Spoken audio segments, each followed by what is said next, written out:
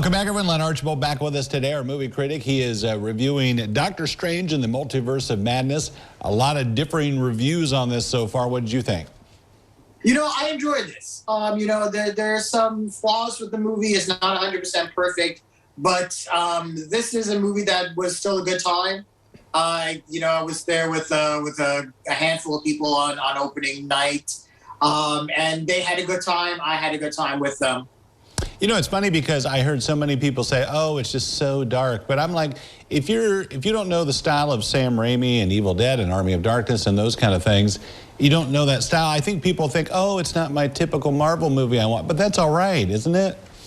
Yeah, not every Marvel movie needs to be a cardboard cutout. It has to be the same type of story all the time. One of the things that I do really enjoyed about this is that this kind of reminds me of Phase 1 of Marvel, where they got a group of directors together and was like, hey, you have a certain distinct style, whether it was like, Kenneth Branagh or Jon Favreau, and it was like, we have certain story beats we want you to hit, but we still want you to use your signature style. And this kind of reminded me of that. This is very much a Sam Raimi movie. And if you're a fan of the Evil Dead or the Army of Darkness films, or even, the original Spider-Man trilogy from the early 2000s, I think you're going to get a kick out of this.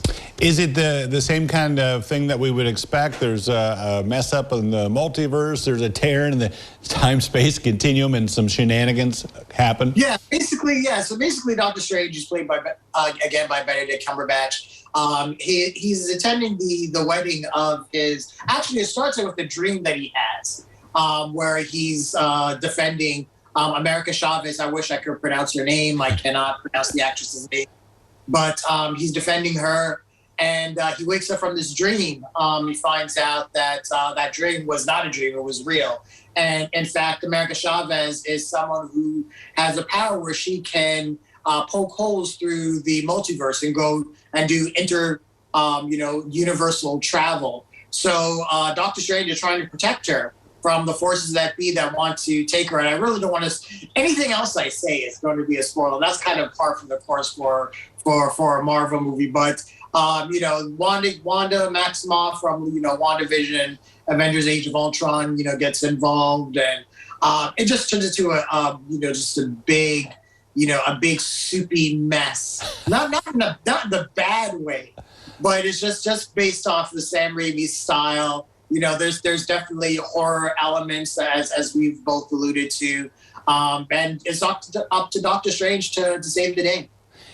Do we learn more about Scarlet Witch, and is there a nod back to this series WandaVision? Do we learn more from that? So yeah, there's a couple things. If you have not watched WandaVision, you're going to be lost. That's just the truth of the matter. WandaVision is required viewing.